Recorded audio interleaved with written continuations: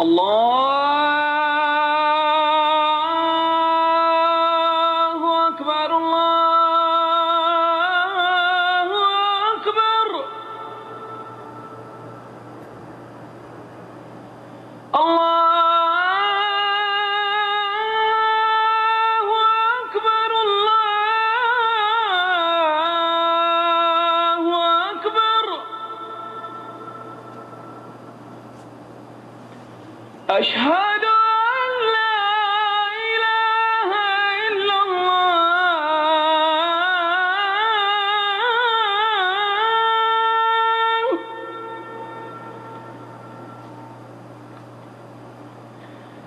اشہد ان لا الہ الا اللہ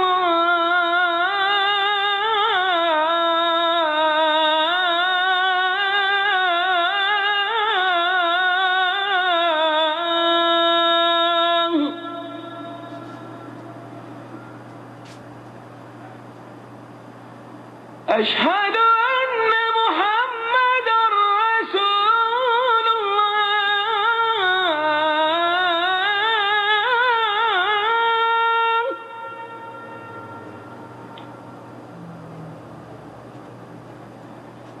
اشہد ان محمد رسول اللہ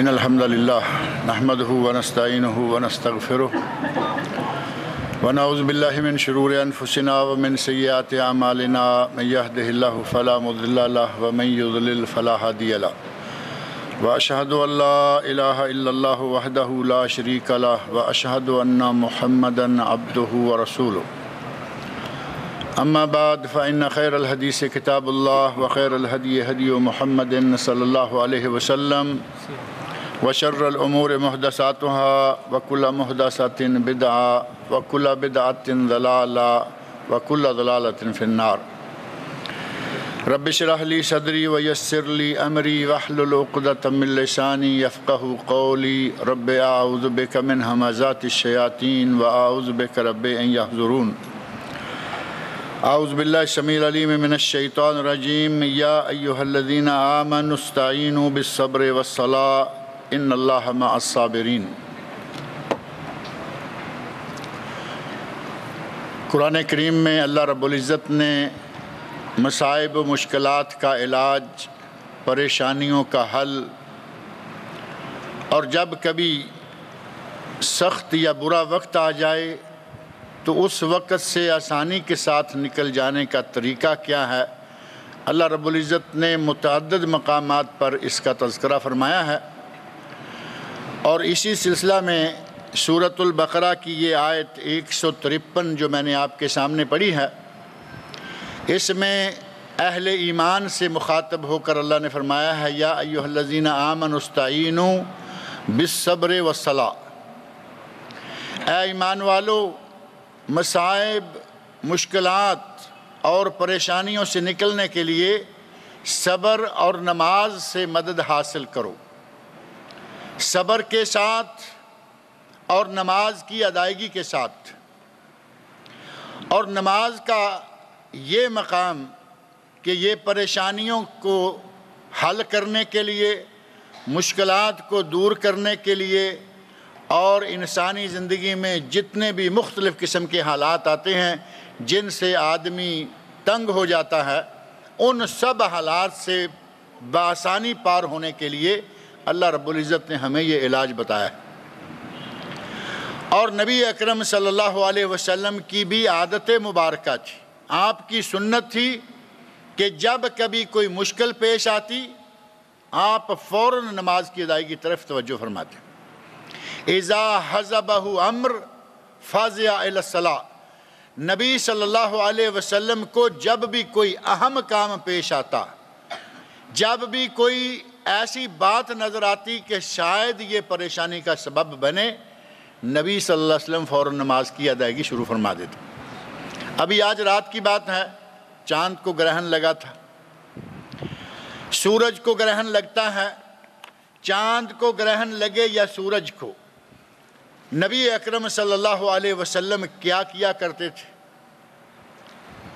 چھت پہ نہیں چڑھیں، جو پریگننٹ عورت ہے وہ چھت پر نہ جائے، وہ اس پہلو نہ لیٹے، کوئی بات کتب حدیث میں ان میں سے ایک بھی بات ثابت نہیں۔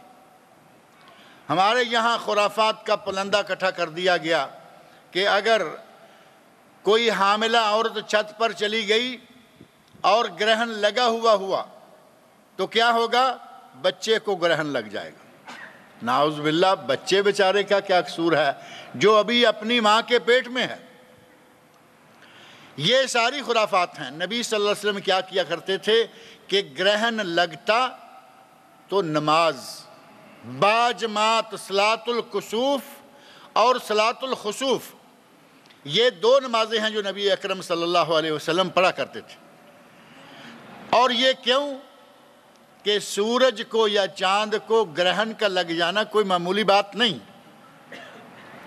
اللہ رب العزت کی اتنی بڑی بڑی نشانیاں، اتنی منور نشانیاں، اتنی منور مخلوقات، جب اللہ چاہے تو ان کی روشنی کھینچ لیتا ہے، جب تک چاہے کھینچے رکھتا ہے۔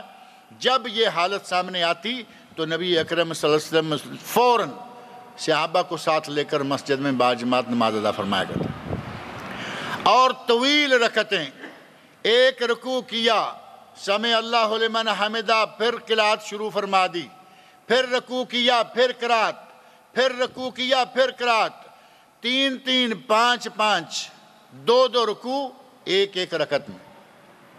یہ طریقہ کار ہے کہ اگر مشکل پیش آئے یا کوئی اس قسم کی آیت یا نشانی نظر آئے تو فوراً نماز پڑھیں، اللہ کو یاد کریں کہ اے اللہ تو جب اتنی بڑی بڑی مخلوقات کو اس طرح کر سکتا ہے تو ہم تیرے سامنے کیا ہیں؟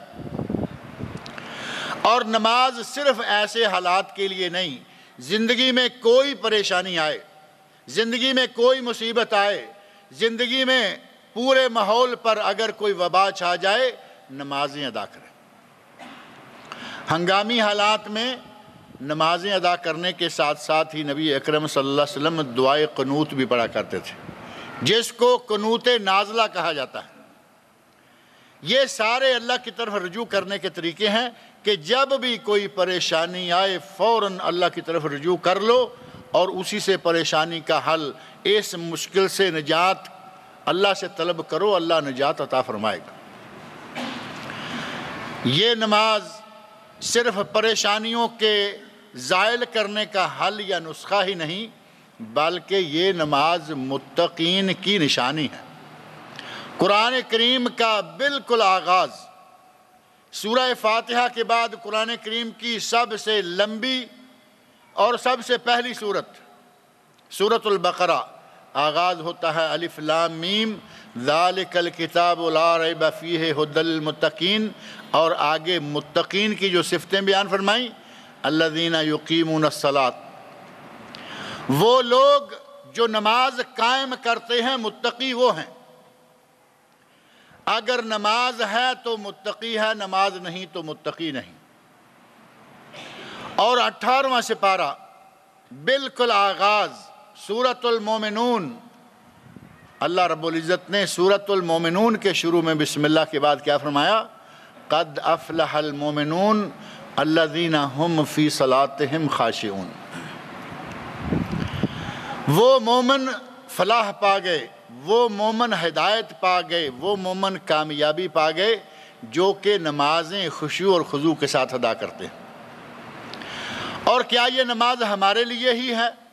مسلمانوں پر ہی یہ نماز آ گئی؟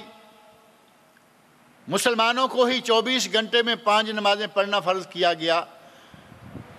اللہ رب العزت کی عنایت دیکھیں کہ اللہ نے 50 نمازیں فرض کیں معراج کے موقع پر۔ یہ نماز جو ہے یہ تحفہ معراج ہے۔ معراج کے موقع پر اللہ رب العزت نے ہمیں یہ تحفہ عطا فرمایا، 50 نمازیں فرض کیں۔ نبی صلی اللہ علیہ وسلم اور حضرت موسیٰ علیہ السلام کے درمیان جو مکالمہ چلتا رہا، ڈائیلاگ چلتا رہا، آتے رہے جاتے رہے واپس جاتے رہے، جتنی مرتبہ بھی موسیٰ علیہ السلام نے کہا مجھے معلوم ہے کہ آپ کی امت یہ نمازیں نہیں پڑھ پائے گی، آپ واپس جاتے اللہ رب العزت 10 نمازیں کم کر دیتے، 50 سے 40 30 20 10 اور پھر 5، بالآخر 5 رہ گئیں تو موسیٰ علیہ السلام نے کہا کہ مجھے نہیں لگتا کہ آپ کی امت یہ 5 بھی پڑھ پائے گی۔ موسیٰ علیہ السلام کا اندازہ کتنا صحیح تھا کہ مجھے نہیں لگتا کہ آپ کی امت 5 پڑھ پائے گی۔ دوبارہ جاؤ، نبی صلی اللہ علیہ وسلم نے ارشاد فرمایا کہ مجھے اب اپنے رب سے شرم آتی ہے کہ 5 سے بھی کم کیا کرواؤں۔ اللہ رب العزت نے ہم پر یہ رحمت فرمائی، اس نعمت سے ہمیں نوازا اور فرمایا کہ تم پڑھو 5 لیکن میں ثواب تمہیں 50 کا ہی دوں گا۔ من جاء بالحسنہ فلہ عشر امثالہا، جو ایک نیکی کرے گا اس کو 10 گنا ثواب ملے گا، جو 5 نمازیں پڑھے گا اسے 50 نمازوں کا ہی ثواب ملے گا۔ یہ نبی اکرم صلی اللہ علیہ وسلم پر 50 سے کم کرتے کرتے کرتے 5 رکھی گئی ہیں۔ اور نبی صلی اللہ علیہ وسلم سے پہلے کان یأمر اہلہ بالصلاۃ والزکاۃ، حضرت یحییٰ علیہ السلام، حضرت عیسیٰ علیہ السلام، حضرت موسیٰ علیہ السلام، حضرت لقمان نے علیہ السلام اپنے بیٹے کی جو وصیتیں کی تھیں، یہ کتنی پرانی تاریخ ہے نماز کی۔ موسیٰ علیہ السلام کو اللہ رب العزت نے حکم دیا اقم الصلاۃ لذکری، اے موسیٰ میرا ذکر، میری یاد قائم رکھنے کے لیے نماز قائم کرو۔ موسیٰ علیہ السلام کو۔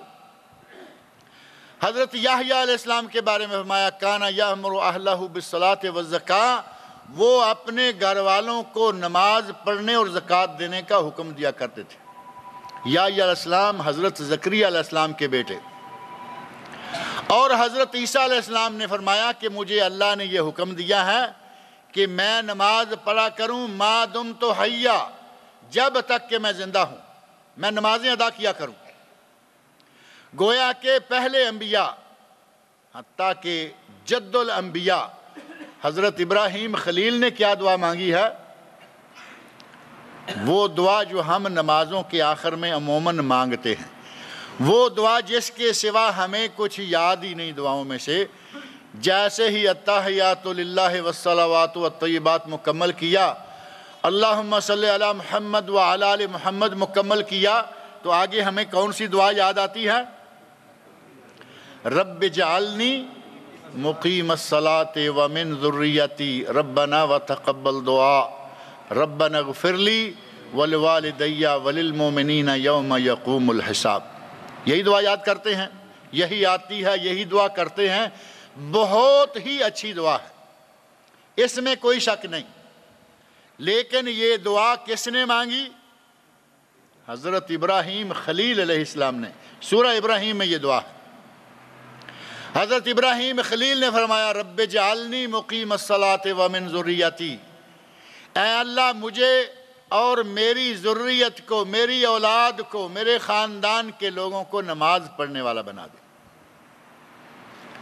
گویا کہ ابراہیم خلیل جن کو جد الانبیاء کہا جاتا ہے، انبیاء کے دادا، جن کی نسل سے اللہ رب العزت نے بے شمار نبی پیدا کیے، حضرت عیسیٰ علیہ السلام، موسیٰ علیہ السلام، حضرت یحییٰ علیہ السلام، یہ سارے تو بہت بعد میں آئے۔ ابراہیم علیہ السلام تو ان سے بہت پہلے۔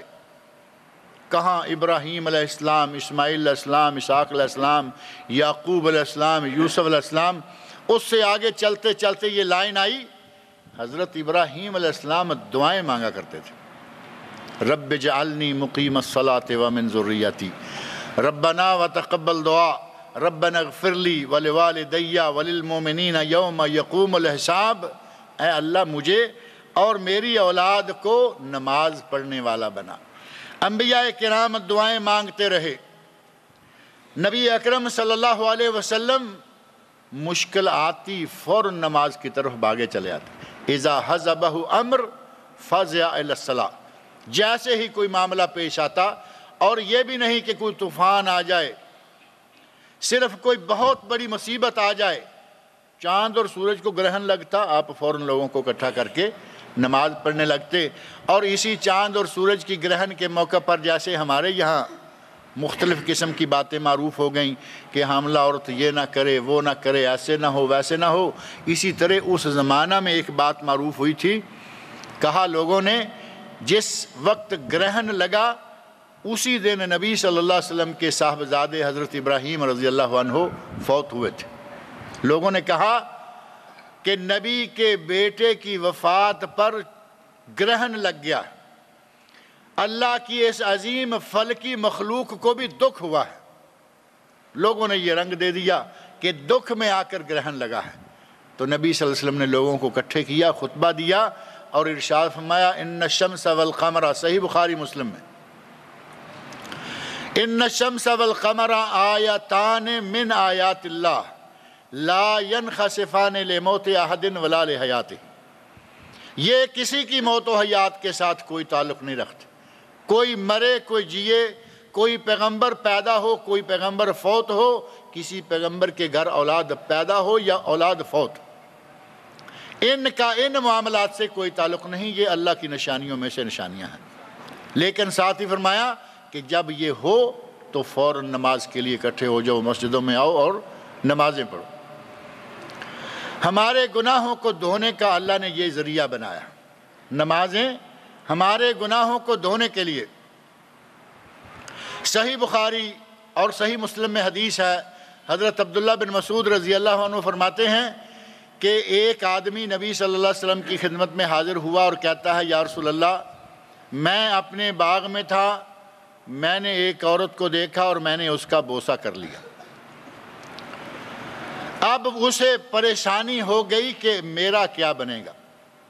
صحابہ اکرام رضی اللہ عنہم کے عہد میں گناہ نہ ہونے کے برابر تھا. گناہ تھا ضرور، بہت کم، کبھی کبھار. آپ کو نبی صلی اللہ علیہ وسلم کے عہد مبارک 23 سال کے اندر شاید صرف 2 واقعات زنا کے ملیں گے، 2 واقعات صرف. اسی طرح ایک آدھ واقعہ چوری کا، ایک آدھ واقعہ تہمت کا، انتہائی کم واقعات. لیکن جو واقعہ ہوا ہماری طرح وہ گم نہیں رہا. صحابی سے غلطی ہوئی، بھاگے ہوئے نبی صلی اللہ علیہ وسلم کے پاس آئے. صحابیہ سے غلطی ہوئی، بھاگی ہوئی نبی صلی اللہ علیہ وسلم کے پاس آئی. طہرنی یا رسول اللہ، اے اللہ کے رسول مجھ پر حد قائم کر کے مجھے دنیا میں سزا دے کر آخرت کی سزا سے بچا لیجئے، مجھے پاک کر دیجئے. صحابی نے غلطی سے کسی عورت کا بوسہ کر لیا، نبی صلی اللہ علیہ وسلم کی خدمت میں آئے اور فرمایا کہ یا رسول اللہ مجھ سے غلطی ہو گئی ہے. اللہ رب العزت نے قرآن کریم میں آیات نازل فرما دیں، جن آیات میں اللہ رب العزت نے ارشاد فرمایا، سورہ ہود آیت 114، وَأَقِمِ الصَّلَاةَ طَرَفَيِ النَّهَارِ وَزُلَفًا مِّنَ اللَّيْلِ إِنَّ الْحَسَنَاتِ يُذْهِبْنَ السَّيِّئَاتِ ذَلِكَ ذِكْرَ لِلذَّاكِرِينَ. نماز قائم کرو طرفِ النہار، صبح اور شام، دن کے دونوں طرف، وَزُلَفًا مِّنَ اللَّيْلِ، اور رات میں نماز قائم کرو. اور ساتھ ہی فرمایا ان الحسنات یذہبن السیئات، نیکیاں برائیوں کو ختم کر دیتی ہیں. نماز پڑھو تمہارا یہ گناہ اللہ مٹا دے گا.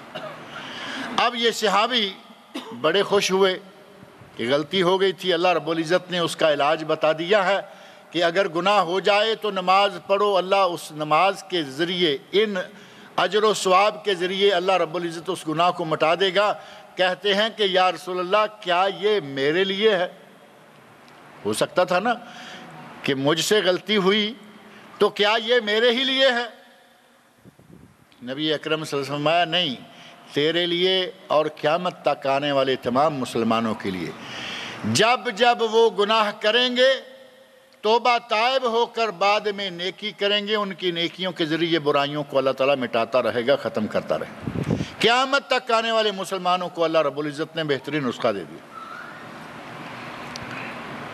اور صرف اتنا ہی نہیں، نبی اکرم صحیح بخاری و مسلم میں نبی صلی اللہ علیہ وسلم نے ایک بڑی خوبصورت، بڑی عام فہم بلکہ قریب الفہم مثال دی، اور ارشاد فرمایا کہ اگر لو کان علی باب احدکم نہرا، اگر تم میں سے کسی کے دروازے پر کوئی نہر بہہ رہی ہو، فیغتسل فیہ کل یوم 5 مرات، ہر دن اس میں 5 مرتبہ غسل کرے، هل یبقى علی جسدہ من درنہ شیء، کیا اس کے جسم پر کوئی میل کچل رہ جائے گی؟ کوئی میل، کوئی گندگی، کوئی گرد و غبار اس آدمی کے جسم پر رہ جائے گی؟ صحابہ کرام رضی اللہ عنہ فرماتے ہیں یا رسول اللہ کیسے رہے گی؟ جو آدمی 5 مرتبہ روزانہ غسل کرے اس کے جسم پر میل کہاں سے رہے گی؟ نبی اکرم صلی اللہ علیہ وسلم فرمایا فَكَذَلِكَ مَثَلُ صَلَوَاتِ الْخَمْسِ، یہی مثال 5 نمازوں کی ہے، يَمْحُ اللَّهُ بِهِنَّ الْخَطَايَا، ان کے ذریعے اللہ تمہارے گناہوں کو دھوتا ہے۔ گویا کہ 5 مرتبہ ہمارا یہ روحانی غسل ہوتا ہے، 5 نمازیں 5 مرتبہ غسل کے مطابق ہیں، برابر ہیں۔ جس طرح 5 مرتبہ غسل کرنے والے کے جسم پر کوئی گناہ نہیں رہتا، کوئی میل نہیں رہتا، اسی طرح 5 نمازیں پڑھنے والے کے لیے کوئی گناہ نہیں رہتا۔ اور ایک حدیث میں تو نبی صلی اللہ علیہ وسلم ارشاد فرماتے ہیں کہ جس وقت بندہ نماز پڑھنے لگتا ہے تو اس کے گناہوں کی گٹھڑیاں اس کے سر اور کندھوں پر رکھ دی جاتی ہیں۔ بات کو قریب الفہم کرنے کے لیے، بات کو سمجھانے کے لیے نبی صلی اللہ علیہ وسلم نے مختلف پیرائے اختیار فرمائے۔ نہر کی مثال دی، 5 مرتبہ روحانی غسل برائیوں کو ختم کرنے کا ذریعہ، اور اس حدیث میں نبی صلی اللہ علیہ وسلم فرماتے ہیں، صحیح حدیث، فرمایا کہ جس وقت آدمی نماز پڑھنے لگتا ہے تو اس کے گناہ اس کے سر اور کندھوں پر رکھ دیے جاتے ہیں۔ اب اگر گٹھڑی سر پر اور کندھے پر رکھی جائے اور آدمی نماز پڑھنے لگے، رکوع جائے اور سجدہ جائے، تو کیا گٹھڑیاں وہاں لٹکی رہیں گی؟ اللہ رب العزت نے اپنے بندوں کو بخشنے کے لیے، اپنے بندوں کے گناہ معاف کرنے کے لیے کیسے کیسے طریقے اختیار فرمائے کہ میرے بندوں کے کھاتے گناہوں سے خالی ہوتے رہیں۔ فرمایا کہ گٹھڑیاں کندھوں پر اور سر پر رکھ دی جاتی ہیں، جب رکوع کرتا ہے گر جاتی ہیں، بچی کھچی سجدہ کے موقع پر گر جاتی ہیں۔ نمازوں سے اللہ رب العزت ہمارے گناہوں کو پاک کرتا رہتا ہے، نمازوں سے اللہ رب العزت ہماری خطاؤں کو دھوتا رہتا ہے، نمازوں کی برکت سے اللہ رب العزت ہمیں پاک صاف کرتا رہتا ہے، اور نمازوں ہی میں تمام مصائب، آلام، مشکلات اور جتنے بھی انسان کو سخت اور دشوار حالات پیش آتے ہیں ان کا علاج بھی نماز ہے۔ جیسا کہ فرمایا یا ایھا الذین آمنوا استعینوا بالصبر والصلاۃ، پہلی چیز صبر۔ اگر مصیبت آ جائے، اگر مشکل وقت آ جائے تو سر پہ ہاتھ نہ مارو، سینہ کو بھی نہ کرو، بال نہ نوچو، گریباں چاک نہ کرو، کپڑے نہ پھاڑو، اور نہ ہی زنجیر زنی کرو۔ ابھی کل پرسوں ترسوں کے مناظر آپ نے دیکھے اخبارات میں، ریڈیو پر، ٹیلی ویژنوں پر، کچھ لوگوں کو اپنی بدبختی اسی دنیا میں بھگتنی پڑ رہی ہے، اپنے گناہوں کی سزا اسی دنیا میں مل رہی ہے۔ سینے مار مار کے لال کیے ہوئے ہیں، پشتیں مار مار کے لال کی ہوئی ہیں، چھریاں مار رہے ہیں، زنجیریں مار رہے ہیں، ایمبولنس گاڑیاں پیچھے پیچھے پھر رہی ہیں کہ یہاں کچھ لاڈلے حسین رضی اللہ عنہ کے گریں گے، ان کے ہم لاشیں اٹھا اٹھا کے لے جائیں۔ اللہ نے فرمایا یا ایھا ایمان ہو تب ہے نا، اپنے آپ کو اپنی زبان سے صرف یہ کہہ دینا کہ ہم مومن ہیں، جیسے ہی ملیں گے تو کہیں گے مومن، مومن ماجور۔ کہنے سے مومن کوئی نہیں ہوتا، مومن عمل سے ہوتا ہے۔ یا ایھا الذین آمنوا استعینوا بالصبر والصلاۃ، پہلے فرمایا کہ صبر کرو، اور صبر کا دامن ہاتھ میں رکھو۔ اور نبی صلی اللہ علیہ وسلم تو ارشاد فرماتے ہیں صبر وہ ہے جو صدمہ کے موقع پر کیا جائے، عین صدمہ کے موقع پر رو پیٹ کر، چیخ چلا کر، سینہ کو بھی اور گریباں نوچی کرنے کے بعد، بال نوچنے کے بعد، اپنے گال سجا لینے کے بعد جب تھک کر ہار کر گر گئے تو کہا کہ جاؤ ہمارا صبر ہے۔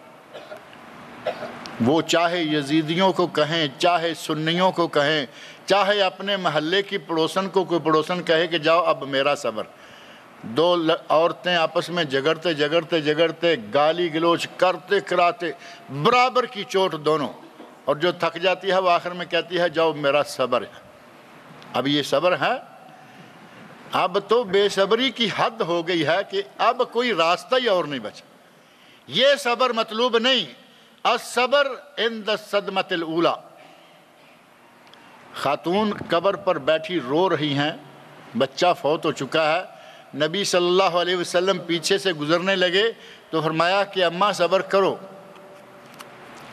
اماں کو نہیں معلوم کہ کہنے والا کون ہے، کیا کہاں سے آیا ہے، فوراً کہا، جیسے ہمارے یہ عام معروف ہے، کہتے ہیں کہ تجھے لگتی تو جانتا۔ اماں صبر کرو، اماں کہتی ہیں تمہیں لگتی تو جانتے۔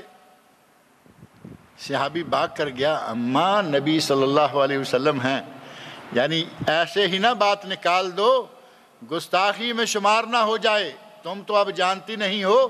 لیکن یہ صبر کا حکم دینے والے کون ہیں؟ نبی صلی اللہ علیہ وسلم۔ فوراً پلٹی، نبی اکرم صلی اللہ علیہ وسلم سے مخاطب ہو کر کہتی ہے یا رسول اللہ میں نے پہچانا نہیں، میرا بیٹا۔ اب ظاہر ہے کہ جزا فضا جو بھی رونا پیٹنا کر رہی ہے، اس کی جب حالت اور وجہ بتائی تو نبی اکرم صلی اللہ علیہ وسلم نے فرمایا کہ صبر اب یہ نہیں ہے کہ گھر میں روتی رہی ہو، اب قبر پہ آ کے رو رہی ہو، اب رو کے تھک جاؤ گی، گر جاؤ گی تو کہو گی کہ اب میں نے صبر کر لیا۔ صبر نہیں۔ الصبر عند الصدمۃ الاولی، جب صدمہ پہنچے، صدمے کی پہلی چوٹ پہ جو صبر کیا جاتا ہے وہ صبر۔ چیخ چلا کر جب گلا ساتھ نہ دے، رو رلا کر جب اپنے ہوش و حواس قائم نہ رہیں، آدمی گر جائے اور کہے کہ اب میرا صبر ہے۔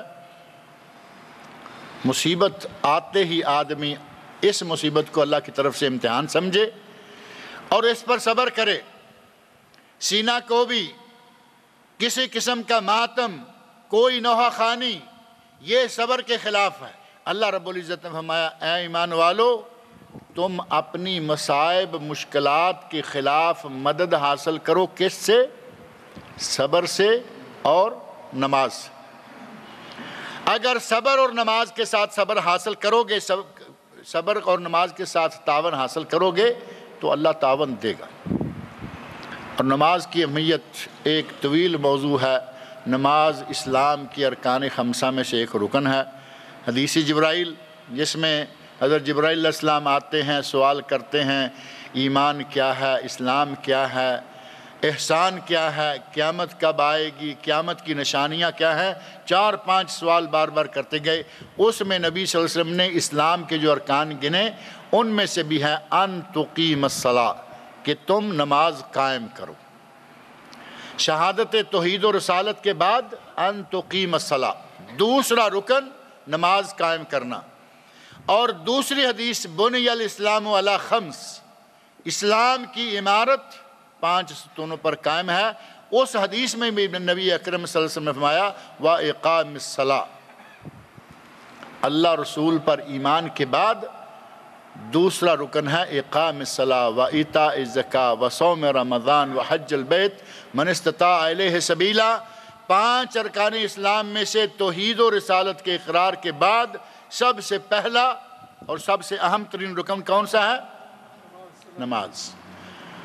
نماز کے بے شمار فوائد، نماز کا بہت سارے فضائل، نماز کی بے شمار برکتیں، گناہوں کو مٹانے کا ایک بہترین ذریعہ ہے۔ اور اگر کوئی نماز نہ پڑھے، تارک نماز ہو، نبی صلی اللہ علیہ وسلم فرماتے ہیں الصلاۃ نور، حدیث میں فرمایا صحیح ابن حبان اور موجم طبرانی کبیر اور مسند امام احمد میں حدیث الصلاۃ نور والصدقۃ برہان، نماز نور ہے، صدقہ برہان و دلیل ہے۔ اور فرمایا کہ جو نماز نہیں پڑھتا، نماز نور ہے، پل صراط سے گزرنے کے لیے نور، پل صراط کے بارے میں تو خبر ہے نا، باریک کہتے ہیں بال سے باریک تلوار سے تیز، اللہ رب العزت نماز کی برکت سے وہاں نور عطا فرمائے گا۔ آدمی کا نماز کی برکت سے اعضائے جسم سارے منور ہوں گے۔ الصلاۃ نور، نماز نور ہے، والصدقۃ برہان، اور ساتھ ہی فرمایا کہ جو نماز نہیں پڑھتا، جو نماز نہیں پڑھتا اس کا انجام کیا ہوگا؟ صرف ایک حدیث، چونکہ نماز کی فضیلت، نماز کے فائدے بے شمار حدیثیں، بہت ساری قرآنی آیات، سورہ بقرہ میں شروع میں، سورہ مومنون کے شروع میں اور کئی جگہوں پر، اور سورہ اعلیٰ میں، سورہ اعلیٰ کی آیت 13 اور 14، اس میں بھی اللہ رب العزت نے یہی ارشاد فرمایا ہے کہ جو آدمی نماز پڑھے اور اللہ کا ذکر کرے۔ مختصر یہ کہ جو نماز نہیں پڑھتا، نبی صلی اللہ علیہ وسلم فرماتے ہیں اس کا حشر یا اس کا انجام کن کے ساتھ ہوگا؟ مع قارون و فرعون و حامان و ابی بن خلف، 4 لوگوں کے نام نبی صلی اللہ علیہ وسلم نے لیے کہ بے نمازی کا انجام قارون کے ساتھ، فرعون کے ساتھ، حامان کے ساتھ اور ابی بن خلف کے ساتھ۔ یہ 4 لوگ کون ہیں؟ ان کے ساتھ انجام کا کیوں ذکر کیا گیا؟ علامہ ابن قیم رحمۃ اللہ علیہ کی کتاب ہے الصلاۃ و فضلھا، نماز اور اس کی فضیلت، مقام اور مرتبہ۔ الصلاۃ نامی رسالہ میں علامہ ابن قیم رحمۃ اللہ علیہ نے بہترین بات ذکر کی ہے، فرمایا کہ نماز چھوڑنے والے 4 وجہ سے ہوتے ہیں۔ نماز کا ترک کرنا، نماز کو چھوڑنا، اس کی وجوہات 4 ہو سکتی ہیں، اور ان 4 وجوہات کی وجہ سے یہ 4 لوگ جو ہیں یہ جہنم میں جا رہے ہیں۔ جو جہنمی 4 ہیں ان میں سے پہلا نام لیا قارون۔ اگر کوئی مال و دولت کی گنتی، مال و دولت کمانے، مال و دولت سنبھالنے میں لگا ہوا ہے، تو دنیا کا سب سے بڑا مالدار کون تھا؟ قرآن کریم نے ذکر کیا نا کہ اتنے خزانے کا مالک، اتنے خزانوں کا مالک کہ ایک جماعت اس کے خزانوں کی چابیاں اٹھاتی تھی۔ اس قارون کے خزانوں کی وجہ سے، دولت کی وجہ سے وہ جہنم میں گیا۔ آج اگر کوئی نماز چھوڑتا ہے دولت کمانے کے حوالے سے، دولت کو سنبھالنے کے حوالے سے، دولت کی گنتی کرنے کے حوالے سے، یا دولت کے گھمنڈ کے حوالے سے، اس کا انجام قارون کے ساتھ ہوگا۔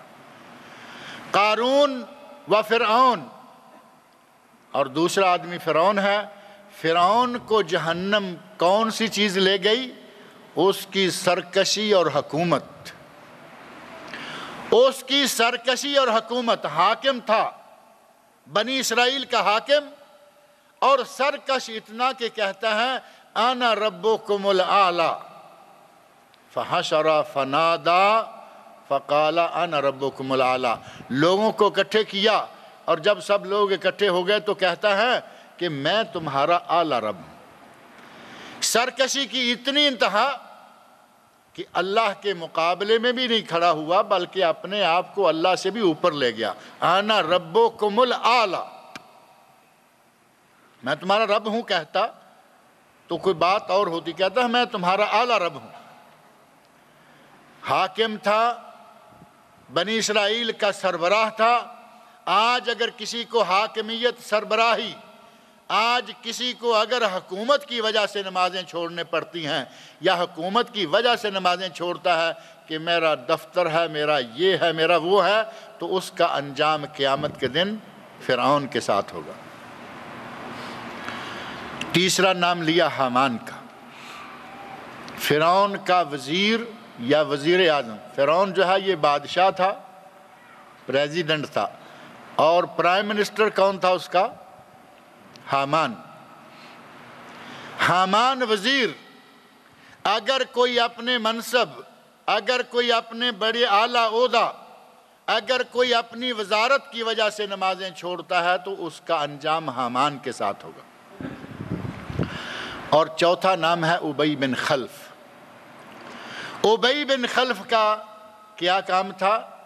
ابی بن خلف تاجر تھا۔ یہ نبی صلی اللہ علیہ وسلم کے عہد مبارک کا آدمی ہے، تاجر پیشہ، تجارت۔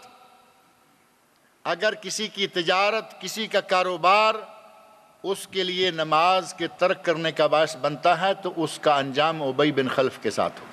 آپ ان چاروں لوگوں کا اندازہ کر لیں جو اہل جہنم میں سے ہیں، چاروں تاریخ کے معروف انسان ہیں، بلکہ بدنام انسان کہنا چاہیے، معروف تو کوئی اچھے کام کی وجہ سے ہوتا ہے۔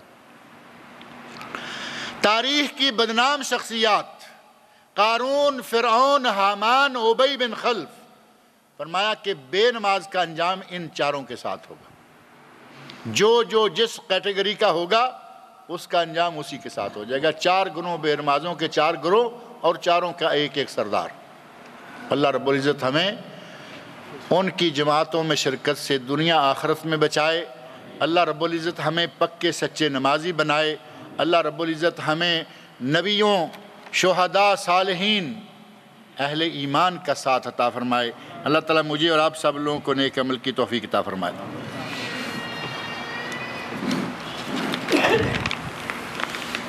پچھلے 2 دروس کی سیریز ہیں، ایک عظمت صحابہ جو پہلا جمعہ تھا، اور پچھلا جمعہ شہادت حسین رضی اللہ عنہ۔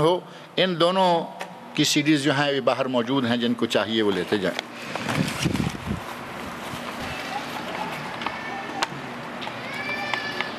کہتے ہیں کہ پچھلے ہفتے آپ نے کہا تھا کہ سنی اور شیعہ کو آپس میں نکاح نہیں کرنا چاہیے، لیکن کیوں؟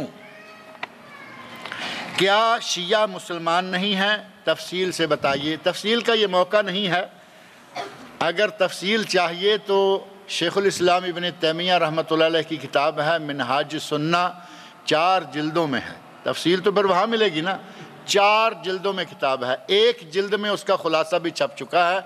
اور ان کا کہنا ہے، 2 حرفی خلاصہ جو ہوتا ہے وہ یہ ہے کہ جو آدمی یہ کہے کہ جبرائیل علیہ السلام سے غلطی ہوئی، آنا تھا علی پر، چلے گئے نبی پر، وہ آدمی مسلمان نہیں۔ جو آدمی حضرت علی رضی اللہ عنہ کی الوہیت کا قائل ہو وہ آدمی مسلمان نہیں۔ جو آدمی کہے کہ قرآن ناقص ہے، 40 سپارے تھا، 10 سپارے سنیوں نے نکال دیے ہیں، وہ سنیوں پہ ڈال دیتے ہیں، اور کہاں کہتے ہیں بکری کھا گئی۔ بکری بھی کس کی؟ حضرت عائشہ رضی اللہ عنہ کی۔ آیتیں کون سی کھا گئی؟ 10 سپارے وہ کون سے تھے جن میں حضرت علی رضی اللہ عنہ کی فضیلت تھی؟ ان سے زیادہ پڑھی لکھی بکری جو یہ سمجھ گئی کہ علی سے متعلق آیات کون ہیں رضی اللہ تعالیٰ عنہ۔ ان لوگوں کے بارے میں جن کے یہ 3-4 عقائد ہیں وہ کہتے ہیں کہ وہ مسلمان نہیں ہیں، لیکن اگر صرف حضرت علی کو پہلا نمبر دینا چاہتے ہیں، باقی 3 کو دوسرا، تیسرا اور چوتھا، یعنی صرف خلافت میں افضلیت غیر افضلیت ہے، باقی نمازیں، روزے، حج، زکوٰۃ، ہر چیز اہل سنت کے ساتھ برابر ہے، کہتے ہیں کہ وہ مسلمان ہیں۔ اب گن لیجئے کہ آپ کی مسجدوں میں کتنے لوگ مسلمان ہوتے ہیں، ان میں سے کون کون آپ کے ساتھ نماز پڑھتا ہے، آپ جیسی نمازیں پڑھتا ہے۔ اور پھر کچھ بھی نہ ہو، یہ جو نکاح کا مسئلہ ہے، اللہ رب العزت نے اہل کتاب کی عورتیں مسلمانوں کے لیے حلال قرار دی، مسلمان عورت کو اہل کتاب کے لیے حلال قرار نہیں دیا۔ کیوں؟ اس لیے کہ مسلمان حضرت عیسیٰ علیہ السلام کا، حضرت مریم علیہ السلام کا پورے ادب و احترام سے ذکر کرتے ہیں۔ اگر کوئی عیسائی یا یہودی عورت مسلمان کے گھر میں نکاح کر کے آ گئی، اس کے دل کو کبھی ٹھیس نہیں پہنچنے والی، اس کے نبی کا نام احترام سے لیا جائے گا۔ لیکن مسلمان عورت اگر عیسائی یہودی کے پاس چلی جاتی ہے، وہاں ہمارے نبی کو نبی ماننے والا ہی کوئی نہیں، وہاں وہ ساری عمر ذہنی کوفت میں، پریشانی میں رہے گی۔ اسی کو یہاں لے آئیے ذرا آگے۔ اگر کوئی شیعہ لڑکا ہے، وہ شیعہ لڑکی سے شادی کرتا ہے، تو یہاں اس کے گھر میں آ کر اگر وہ لڑکی اہل سنت کے گھر میں آ کر حضرت ابوبکر صدیق، عمر فاروق، عثمان غنی، عائشہ، حفصہ رضی اللہ عنہم اور دوسری امہات المومنین اور صحابہ صحابیات کو گالیاں دیتی ہے، کیا یہ شوہر گوارا کرے گا؟ اس کے گھر میں اس کا لایا ہوا نان و نفقہ کھا اور استعمال کر کے اگر اس کے خلفاء کو، اس کے صحابہ کو، نبی کے صحابہ کو، جن کو یہ صحابی رسول مانتا ہے، جن کو یہ رضی اللہ عنہم کہتا ہے، اگر اسی کو یہ عورت یہاں آ کے گالیاں دے گی، یہ گھر چلے گا؟ اور اگر اس کے برعکس آپ یہ کہیں کہ سنی لڑکی شیعہ کے گھر میں چلی گئی اور وہاں یکم محرم سے بھی پہلے تیاریاں شروع ہو گئیں گالیاں دینے کی، سب و شتم کرنے کی، تبرہ اور لان تان کرنے کی، اور اگلے 40 دن، سارے سال کو آپ چھوڑ دیں، چہلم تک، 10 سفر تک اس عورت کی کیا حالت ہوگی جس کے سامنے خلفائے راشدین کو، امہات المومنین کو، صحابہ و صحابیات کو گالیاں دی جائیں گی؟ کیا یہ لڑکی اس گھر میں خوش رہے گی؟ اگر اپنے ہاتھوں سے کوئی اپنی بیٹی کو جہنم میں ڈالنا چاہتا ہے، کیا کہتے ہیں سامنے والا؟ اگر صرف کوئی سخت ہو، ساس زیادہ سخت ہو، تو کہتے ہیں اپنے ہاتھوں سے میں اپنی بیٹی کو کیوں جہنم میں ڈال دوں؟ یہ وہی معاملہ ہے۔ اب اگر اس سے زیادہ تفصیلات چاہیے تو علامہ ابن تیمیہ رحمۃ اللہ علیہ کی کتابیں پڑھیے۔ یہ کہتے ہیں کہ کیا نقلی اقامہ رکھنا حرام ہے؟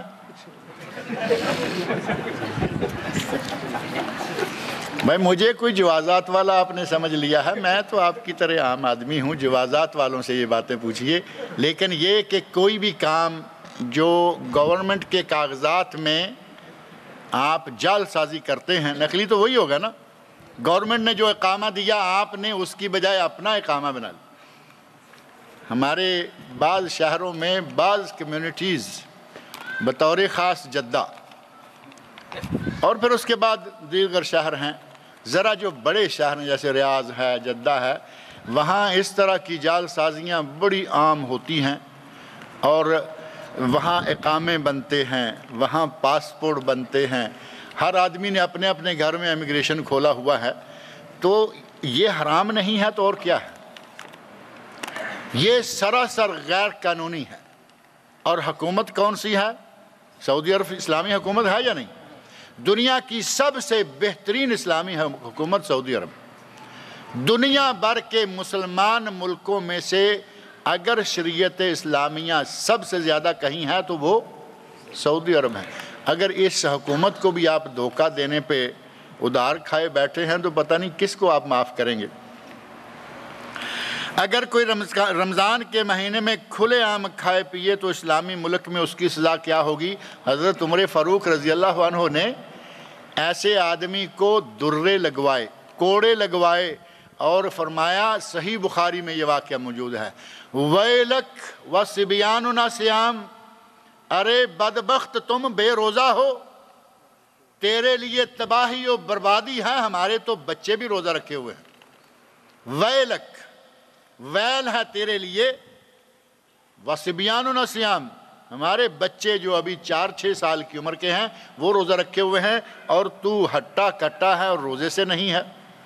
یہ سزا ہے اسلامی ملک میں بے روزہ کی، جو دن کے وقت چلتے پھرتے منہ مارتا پھرے، کبھی اس ہوٹل میں گھس گیا، کبھی اس بوفیا میں گھس گیا۔ ہمارے پاکستان میں معلوم ہے بوفیا کے آگے کپڑا لگا ہوا ہے، صرف اتنا کہ اندر سے آ کے لیجیے، اب باہر سے نہیں ملے گا۔ لیکن کھلا ہے، ہوٹل کھلا، بوفیا کھلا، سپر مارکیٹیں تو ویسے کہیں بھی کھلی رہتی ہیں، وہاں زیادہ وہاں ذرا کھلا ہی ہوتا ہے۔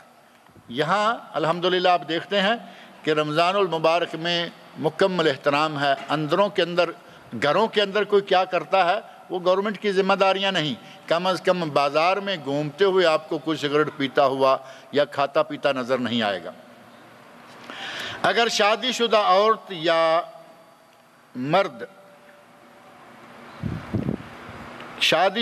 یا مرد سے زنا جیسا بڑا گناہ ہو گیا تو اسلام میں اس کی سزا کیا ہے؟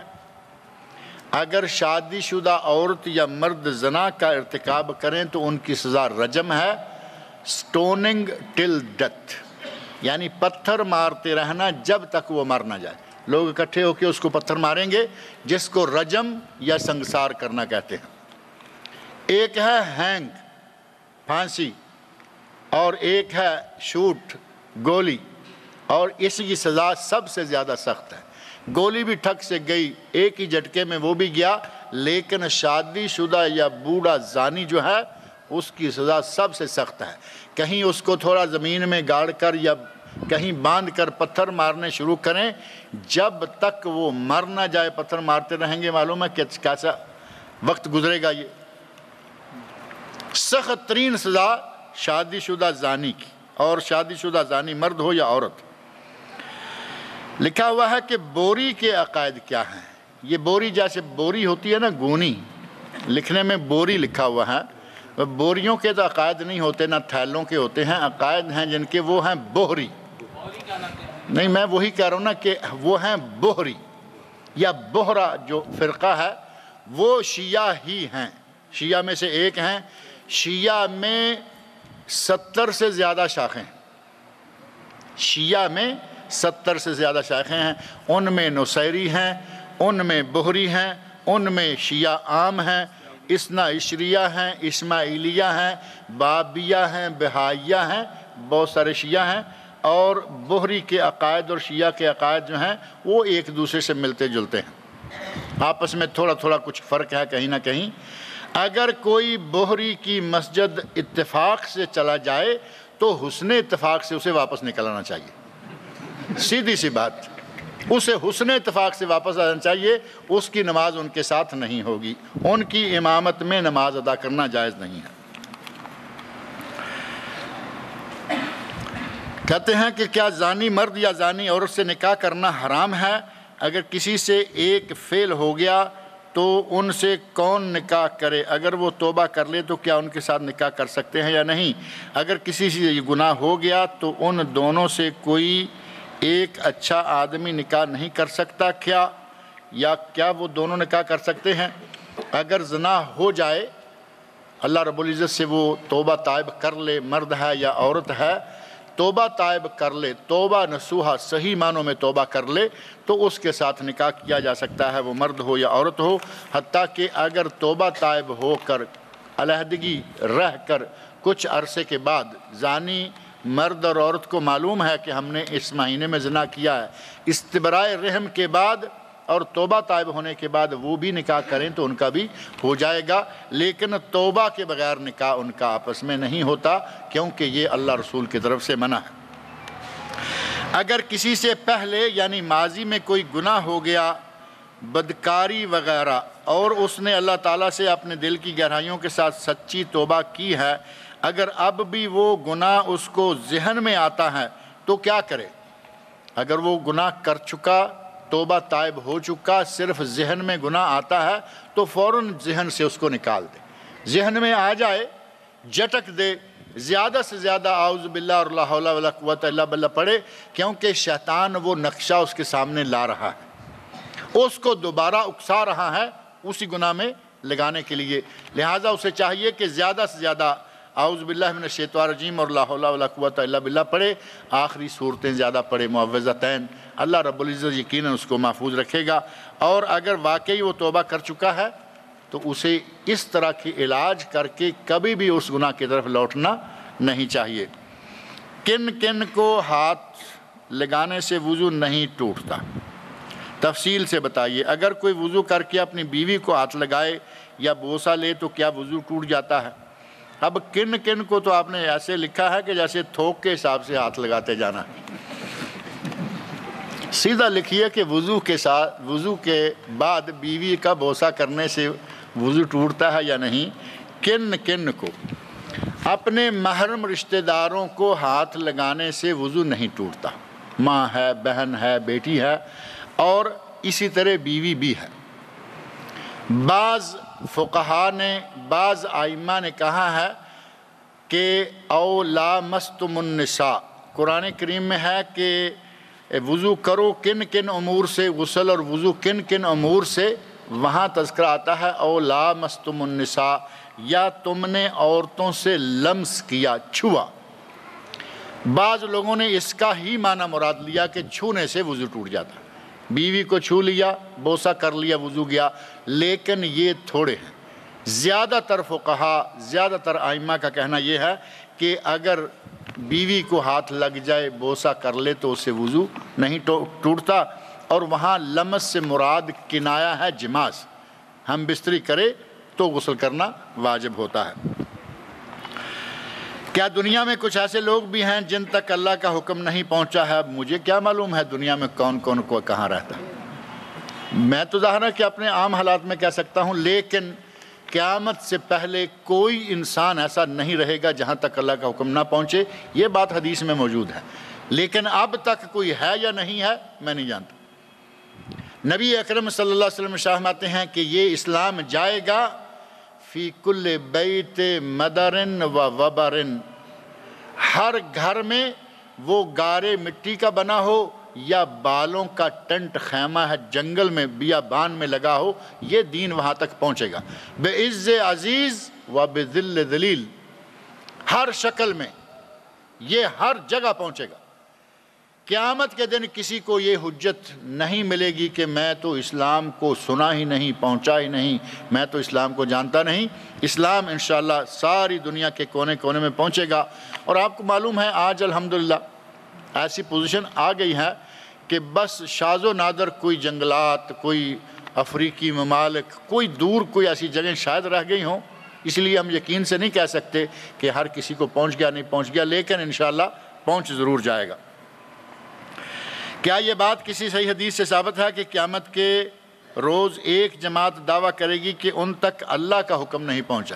یہ اسلام میں نہیں، پہلے میں سے کوئی جماعت ہو سکتی ہے کہ ان تک اللہ کا حکم نہیں پہنچا، تو اللہ تعالیٰ فرمائے گا ٹھیک ہے ایسے کرو کہ تم سامنے بھڑکتی ہوئی آگ میں کود جاؤ، کچھ لوگ تماشا دیکھیں گے لیکن کچھ لوگ کود جائیں گے۔ یہ بات حدیث میں موجود ہے، اور یہ امت اسلامیہ کے بارے میں نہیں ہے، یہ پہلی امتوں میں سے کوئی لوگ ہوں گے۔ حمام میں وضو کرنے کے لیے الگ جگہ ہوتی ہے، کیا حمام میں وضو کرتے وقت بسم اللہ پڑھ سکتے ہیں؟ حمام کے دروازے کے اندر جب دروازہ آپ نے بند کر لیا تو اندر دو جگہ ہوتی ہیں، ایک وضو کے لیے، ایک قضاء حاجت کے لیے۔ اب دروازے کے اندر وضو جگہ بھی ہے، وضو خانہ بھی ہے، اور دوسرا قضاء حاجت کی جگہ بھی ہے، لہٰذا دروازے کے اندر بسم اللہ چھوڑ دیں، باہر سے بسم اللہ پڑھ کے اللہم انی اعوذ بک من الخبث والخبائث پڑھیے، اندر داخل ہو جائیے۔ اب وضو غسل سارا کچھ کیجئے، لیکن کوئی ذکر اندر اور نہ کیجئے، کیونکہ آپ کی نیت ہے کہ میں وضو کر کے نکلوں گا، بسم اللہ بھی آپ نے پڑھ لی، دعا بھی پڑھ لی۔ اب جب وضو کرنے لگیں تو چونکہ وہ ساتھ ساتھ ہی تو دونوں جگہ ہیں، اب وہاں کوئی فرق تو ہے نہیں، دروازہ آپ نے بند کیا، اندر ہی دونوں وہ آ گئے، لہٰذا وہاں بسم اللہ پڑھنا یا کوئی دعا پڑھنا صحیح نہیں ہے۔ حمام میں جاتے وقت سر ڈھانپنا اور چپل ڈالنا کیا ضروری ہے؟ اور پہننے کا سنت طریقہ کیا ہے؟ کیا ضرورت کے وقت بات کر سکتے ہیں؟ مثلا بعد میں معلوم ہوا کہ پانی نہیں ہے اور دوسری کوئی ضرورت ہو تو کیا پیشاب کرتے وقت کیا اپنی شرمگاہ کی طرف نظر رکھنا ہے یا دوسروں کی طرف یا کسی دوسری طرف؟ اب قضاء حاجت کے وقت شرمگاہ کی طرف نظر رکھنا کوئی ضروری ہے؟ کچھ غیر ضروری قسم کی باتیں پوچھی جاتی ہیں، شرمگاہ کے طرف دھیان رکھنے کی کوئی ضرورت پیش نہیں آتی، سوائے اس کے کہ کوئی بالوں کی صفائی کرنے لگے یا کوئی ایسی ضروری حاجت پیش آ جائے۔ آپ استنجا کیجئے، باہر آ جائیے، آپ کہاں جانگتے پھرتے ہیں؟ آپ جب باتھ روم میں داخل ہوتے ہیں قضائے حاجت کے لیے تو جو اہم چیز ہے وہ یہ کہ باتھ روم میں داخل ہوتے وقت بایاں پاؤں اندر اور دعائیں جو میں نے بتائی ہیں ابھی وہ مانگتے ہوئے اندر جائیے، قضائے حاجت کیجئے اور کوشش کیجئے کہ قبلہ رو نہ پشت ہو، نہ رخ، نہ منہ، نہ پشت، کوشش کیجئے۔ لیکن دیوار کے اندر اگر کوئی جگہ ایسی بنی ہے تو انشاءاللہ اس میں کوئی حرج نہیں ہے۔ باقی رہا یہ کہ وضو کرتے وقت بسم اللہ وہ نہیں ہے، اور یہ جو لکھا ہے کہ سر کو ڈھانپنا ضروری ہے یا نہیں ہے، حمام میں جانے کے لیے سر کے ڈھانپنے کی کوئی کہیں ذکر تک نہیں ملتا کہ سر کی کیا حالت ہونی چاہیے۔ آپ باتھ روم میں گئے، آپ نے سارے کپڑے اتار دیے، نہانے لگے ہیں، قضائے حاجت کر لیں، کپڑے اترے ہوئے ہیں، اب سر کہاں ڈھانپتے پھریں گے آپ؟ بالکل بنیادی سی باتیں ہیں، شاید کہیں یہ چیزیں ہوں بھی، جیسے ہمارے کہتے ہیں کہ عورت نماز پڑھے نہ مرے، جب نماز اذان ہونے لگے تو دوپٹہ لے لیتی، نماز نہیں، نماز کے قریب نہیں جاتی، لیکن اذان کی آواز سنتے ہی دوپٹہ ڈھونڈتی پھر رہی ہے کہ میرا دوپٹہ اذان ہو رہی ہے۔ کیا فائدہ تیرا دوپٹہ لینے کا جب تم نے نماز نہیں پڑھنی تھی؟ عموماً ٹی وی میں ایسا ہوتا ہے۔ ہاں، ٹی وی والی عورتیں ایسا کرتی ہیں۔ کہتے ہیں کہ ٹخنے سے نیچے شلوار یا پینٹ ہو تو کیا نماز ہو جاتی ہے؟ اگر دونوں کوہنیاں ننگی ہوں تو نماز مکروہ ہو جاتی ہے۔ اگر کوئی حالت نماز میں آنکھیں بند کرے تو کیا نماز صحیح ہے؟ حالت نماز میں آنکھیں کھلی رکھنا سنت سے ثابت ہے، لیکن اگر کہیں کوئی ضرورت پیش آ جائے تو آنکھیں بند کر سکتے ہیں۔ مثلا نیچے بیل بوٹے بہت ہیں، پہلی صف میں کھڑا ہو گیا، دیوار ہماری پاکستانی مسجد کی ہوگی تو وہاں بھی بے شمار بیل بوٹے، یہاں دیکھیں الحمدللہ مسجدیں صاف ستھری، دیوار پر کوئی پھول نہیں، کوئی بوٹا نہیں۔ ہمارے پاک و ہند کی مسجدوں کی دیواریں اتنی بیل بوٹوں والی ہوتی ہیں کہ آدمی کا خطرہ ہے کہ ان بیل بوٹوں میں نماز کے دوران کھو جائے کہ یہ پتی یہاں جا رہی ہے، یہ رنگ ایسا ہے، اور شیشے کے خوبصورت بیل بوٹے، وہاں اگر آنکھیں بند کر لے کہ میری خشوع میں فرق نہ آئے تو یہ علامہ ابن قیم رحمۃ اللہ فرماتے ہیں وہاں اچھا ہے کہ بند کر لے، ورنہ سنت ہے کہ آنکھیں کھلی رکھے۔ اور وہ روایت جو پیش کی جاتی ہے، کہتے ہیں کہ اگر کسی نے آنکھیں بند کر کے نماز پڑھی تو اسے جنت میں حوریں اندھی ملیں گی۔ ہماری حرکتوں کا کہاں کہاں اثر ہو رہا ہے، آنکھیں تم بند کر کے نماز پڑھو اور اندھی حوریں ہو جائیں، ان بیچاریوں کا کیا قصور ہے؟ یہ ساری ہماری اپنی اڑائی ہوئی ہیں، ایسی کچھ بات نہیں ہے۔ بوقت ضرورت آنکھیں بند کر کے نماز پڑھنی ضروری ہے، اور عام حالت میں سنت رسول یہ ہے کہ آنکھیں کھلی رہیں۔ شلوار ٹخنے سے نیچے، نہ نماز کے وقت، نہ نماز سے پہلے، نہ نماز کے بعد، نہ گلی میں، نہ دفتر میں۔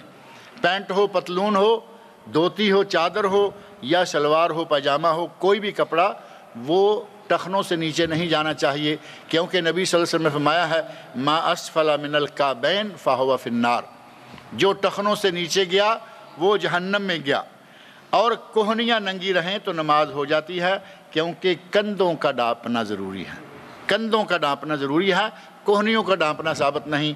اگر بازو والی بنیان ہے تو اس کے ساتھ نماز ہو جاتی ہے، اس میں کوئی حرج والی بات نہیں ہے۔ کیرم بورڈ کھیلنا کیسا ہے؟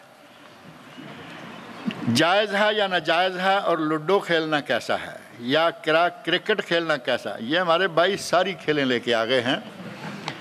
یہ خاص طور پر کیرم فضول قسم کی، تاش، کیرم کہیں گے جی نہیں ہم اس پر کوئی وہ جوا تھوڑا کرتے، جوا آپ نے لاکھوں نہیں رکھا تو کہتے ہیں جو ہار گیا وہ پیپسی پلائے گا، جوا ہے یا نہیں؟ کہتے ہیں کہ 1,00,000 کا بھی چور، اور پنجابی میں تو کہتے ہیں لکھ دا بھی چور تے ککھ دا بھی چور، یعنی 1 تنکا چرا لے تو بھی چور ہے، 1,00,000 روپیہ چرا لے تب بھی چور ہے۔ آپ نے چاہے 1 پیپسی رکھی یا 1,00,000 رکھا، جوا تو شروع ہو گیا، اور جس میں یہ چیزیں آئیں گی وہی سارے کے سارے حرام ہوتے جائیں گے۔ وقت کا ضیاع ہے، قیمتی دولت ہے ہمارے پاس، اللہ کی امانت ہے، وقت اس کو ضائع کرتے ہیں، اور خاص طور پر یہ جو کرکٹ وغیرہ ہے اس میں نمازیں ضائع ہوتی ہیں۔ صرف پنجگانہ نماز تک نہیں بلکہ جمعہ تک بھی ضائع ہوتا ہے، لہٰذا اس قسم کے کھیلوں سے بچنا چاہیے۔ اگر ان چیزوں کی پابندی کی جا سکتی ہے، شرمگاہ کو ڈھانپ کر کھیلا جائے، نمازوں کی پابندی ہو، کوئی فرض ضائع نہ ہو، تو اس تھوڑے تھوڑے اوقات کے دوران اگر کوئی اپنے طور پر کھیل لیتا ہے تو اس کی تھوڑی سی گنجائش نکلتی ہے۔ بعض لوگ جھینگا نہیں کھاتے اور کیکڑا بھی نہیں کھاتے اور کہتے ہیں کہ مکروہ ہے۔ نہیں کھاتے تو نہ کھائیں، لیکن مکروہ نہیں ہے، حرام نہیں ہے، ناجائز نہیں ہے۔ بعض لوگ تو دہی نہیں کھاتے، مچھلی نہیں کھاتے، عام مچھلی نہیں، کیکڑا تو ٹھیک ہے، جو جھینگا ہے وہ تو ربیان بہترین مزیدار چیز ہے اور ملتی صرف سمندروں کے کناروں پر ہے یا سمندروں سے جاتی ہے، اور سمندروں کے کناروں پر سب جگہ یہ جائز بھی ہے، حلال بھی ہے۔ جہاں ملتی ہی کم ہے وہاں ان لوگوں نے اس کو مکروہ کا نام رکھ دیا۔ ہمارے یہاں کہنے کو کچھ کہتے رہتے ہیں، کرتے نہیں۔ ہمارے مولوی حضرات عموماً کہیں گے جی جانور کے کچھ اعضاء ہیں، کہتے ہیں وہ مکروہ ہیں، وہ نہیں کھانے۔ اور شام کے بعد دیکھیں کسی وہ کٹا کٹ بنانے والے ہوتے ہیں نا، وہ جو باہر بڑا سا توا رکھا ہوتا ہے ہوٹل کے، تو ٹک ٹک کی آواز آ رہی ہوتی ہے، وہاں دیکھیں مولانا بیٹھے کٹا کٹ کی ایک پلیٹ کا آرڈر دے چکے ہیں۔ کٹا کٹ بنتا ہی انہی اعضاء سے ہے جن کو یہ ممبر پہ کھڑے ہو کے مکروہ کہہ کے آئے۔ تو آپ خود کھائیں تو چلے گا، اور دوسروں کے لیے مکروہ ہے، حرام ہے۔ اللہ تعالیٰ سے بھی ڈرنا چاہیے۔ گھوڑا کیا حلال ہے؟ گھوڑا بھی حلال ہے، گھوڑا حلال ہے۔ لکھا آگے کھاتے کیوں نہیں؟ کھاتے کیوں نہیں؟ ہاں کھاتے شاید اسی لیے نہیں کہ ہمارے پاک و ہند میں اسے بھی مکروہ کہا گیا، گھوڑے کو بھی مکروہ کہا گیا۔ ذبح حلال ہے، نبی صلی اللہ علیہ وسلم کے دسترخوان پر کھائی گئی، اسے بھی مکروہ کہا جاتا ہے۔ نبی صلی اللہ علیہ وسلم کے دسترخوان پر کھائی گئی، اب مکروہ کیسے رہ گئی؟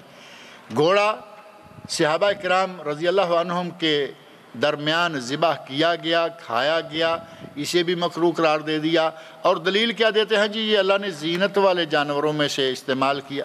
اب ہماری ان دلیلوں کی کیا قیمت ہے جب اللہ کے نبی نے، صحابہ کرام نے اس کو ذبح کیا، کھایا۔ گھوڑا بھی حلال ہے۔ آج کل بچے اپنے ابا کو پاپا، ڈیڈی اور ماں کو ممی کہتے ہیں، اور ماں باپ کو پکارنے کے لیے صحیح اسلامی طریقہ کیا ہے؟ صحیح اسلامی طریقہ تو یہی ہے کہ ماں ہے، عربی میں ماما ہے لفظ، امی ہے، والدہ ہے، ماما ہے، اسی طرح بابا ہے، ابی ہے، یہ جو اسلامی لفظ ہیں وہ استعمال کریں۔ اب ماما کو ہمارے لوگوں نے بہت ٹیڑھا کر کے بڑا گندا سا کر رکھا ہے، وہ عام حالت میں وہ لفظ استعمال کریں تو فوش لگتا ہے، اپنی ماں کو اس فوش لفظ سے پکارتے ہیں۔ صرف انگریزی اتنا غالب آ چکی ہے کہ ماں کو اس فوش لفظ سے پکارتے ہیں۔ اور باپ بیچارہ تو خیر وہ ہے ہی ایسا، پہلے شروع میں ڈیڈی شروع ہوا تھا، پہلے ڈیڈی تھا، اد مرا سا، اب آہستہ آہستہ ڈیڈ ہو گیا ہے، اب کمپلیٹ مرا ہوا۔ بچوں کے لیے بھی یہی حالت ہے، بچہ ہے تو وہ کسی کو ننا، کسی کو منا، کسی کو پپو۔ اب انگریزی کی ڈکشنری نکال کر دیکھیں، پپو، پپ اور پپی یہ کون ہیں؟ یہ کتے کے پلے جو ہیں یہ ان کے نام ہیں۔ انگریزی اتنی غالب ہو گئی ہم پر، مغربی تہذیب اتنی غالب ہو گئی کہ ماں باپ کے بھی حلیہ بگاڑ دیا، آگے اولاد کا بھی بگاڑ دیا۔ اللہ تعالیٰ ہمارے مسلمانوں پر رحم فرمائے۔ بعض لوگ اپنی سب سے بڑی بہن کو ماں کہتے ہیں، ماں کا درجہ ہی ہوتا ہے بڑی بہن کا، چونکہ بڑی بہن ہے، بڑا بھائی باپ کی جگہ ہے۔ اور کئی ایسے ہیں کہ والد فوت ہو گئے، پالا بڑے بھائی نے، والدہ فوت ہو گئی، پالا بڑی بہن نے، تو یہ درجات ہیں، کہنے والی بات نہیں، یہ درجات ہیں۔ حالانکہ اب آپ کا بیٹا، آپ اپنی بڑی بہن کو ماں کہتے رہے، آپ کا بیٹا ہوا، بڑی بہن کے بیٹی ہوئی، ان دونوں کا نکاح ہوگا یا نہیں ہوگا؟ نکاح بھی کر دیتے ہیں کہ یہ تو ہماری ماں ہے اور یہ ہمارا رشتہ قریبی رہا ہے، آگے بچوں کا بھی رہے گا۔ تو یہ صرف کہنے کی بات ہے، ورنہ وہ بہن ہی ہے، وہ بھائی ہی ہے۔ کیا بھائی اپنی بہنوں کو جو اپنے سے چھوٹی ہو بیٹی کہہ سکتا ہے؟ کوئی حرج نہیں۔ نبی صلی اللہ علیہ وسلم نے کسی کے بیٹے کو بیٹا کہا ہے، یا بنیا حضرت انس رضی اللہ عنہ کو آپ نے فرمایا یا بنیا کل بے یمینک کل مما یلیک، اے میرے بیٹے اپنے آگے سے کھاؤ، سم اللہ بسم اللہ پڑھ کے کھاؤ، دائیں ہاتھ سے، دائیں ہاتھ سے کھاؤ اپنے آگے سے۔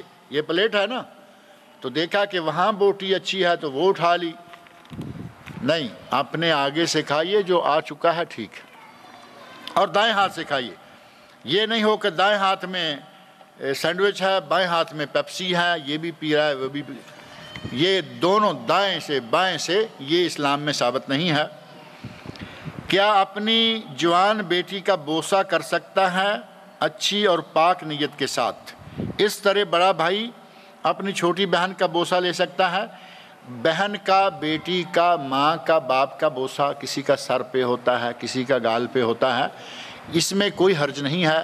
محرم رشتہ دار آپس میں ایک دوسرے کے سر کا بوسہ کر سکتے ہیں، کرتے آ رہے ہیں۔ یہ پوچھنے کی نوبت کہاں آتی ہے جہاں غلط طریقے سے بوسہ کیا جائے، وہ چاہے بیٹی کا کیوں نہ ہو۔ کچھ عرصہ پہلے کوئی ایک اخبار میں شاید یہ بات آ گئی تھی کہ میں اپنی بہو کو بہت چاہتا ہوں، میری بہو میری بڑی وہ ہے یوں ہے، میں نے اس کے ہونٹوں کا بوسہ کر لیا۔ غلط کاموں میں کیوں گھستے ہیں آپ؟ جو بالکل ایک سیکسی قسم کا انداز ہے، آپ بیٹی کو مانتے ہیں، بیٹی ہوتی ہے بہو، لیکن غلط انداز اختیار نہ کریں تاکہ کل کو آپ کو یہ سوال پوچھنے کی نوبت نہ آئے۔ بہو ہے، سر کا بوسہ لیجئے، بہو ہے، کوئی زیادہ سے زیادہ یہاں تک ماتھا ہے، سر کے قریب ہے، یہاں تک رہیے، آپ ہونٹوں تک نہ جائیے۔ جو میاں بیوی کے آپس کے معاملات ہیں ان میں آپ کیوں گھستے ہیں؟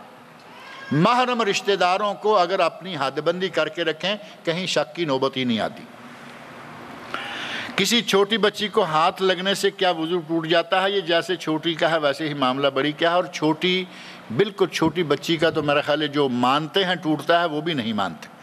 جن کے نزدیک ٹوٹ جاتا ہے ان کے نزدیک بھی چھوٹی بچی کو اٹھا لینے سے وضو نہیں ٹوٹتا، اور جو کہتے ہیں نہیں ٹوٹتا وہ کہتے ہیں کہ نبی سے اگر عورت بیوی ہو کوئی بھی ہو اگر وضو ٹوٹ جاتا ہوتا تو نبی صلی اللہ علیہ وسلم نے اپنی نواسی کو امامہ کو اٹھا کر جماعت کروائی تھی۔ واقعہ معروف ہے نا بڑا۔ امام شوکانی رحمۃ اللہ علیہ سے پوچھا گیا، کل میں نے کہیں نماز پڑھی تو میں نے دیکھا کہ ایک آدمی کی ٹوپی گر گئی اور وہ گری رہی مسلسل، وہ ساری نماز اب پڑھتا رہا، وہ ٹوپی گری رہی، نہ کسی نے اٹھا کے اس کے سر پہ ڈالی، کیونکہ ہمارے پاک و ہند میں تو مہربان بہت ہوتے ہیں، وہ کسی کی ہے بھی نہیں ٹوپی تو کہیں سے تلاش کر کے لا کے ٹھونس دیتے ہیں، اور اس کی ٹوپی گر گئی اور اس نے ڈالی نہیں۔ میں قریب ہی تھا، میں نے دیکھا کہ یہ اتنا محتاط آدمی ہے کہ کہیں ہاتھ ایسے سے ایسے نہ ہو جائے، مونچھوں کو بل دیتے رہیں گے، پرواہ نہیں، کپڑا سیدھا کرتے رہیں گے، پتلون یہ وہ پرواہ نہیں، ٹوپی اٹھا کے سر پہ نہیں رکھ رہا۔ امام شوکانی رحمۃ اللہ علیہ سے کسی نے پوچھا کہ حضرت اگر امامہ گر جائے تو اٹھا کے سر پہ رکھ سکتے ہیں یا نہیں؟ تو انہوں نے کہا بھلے مانس، اللہ کے نبی نے اپنی نواسی امامہ کو اٹھا کر جماعت کروا دی۔ وہ نواسی کا نام بھی امامہ بنت زینب، لیکن وہ الف کے ساتھ امامہ ہے اور یہ ٹوپی والا عین کے ساتھ امامہ ہے۔ نبی نے امامہ کو اٹھا کر جماعت کروا دی، تو امامہ اٹھا کر سر پر نہیں رکھ سکتا؟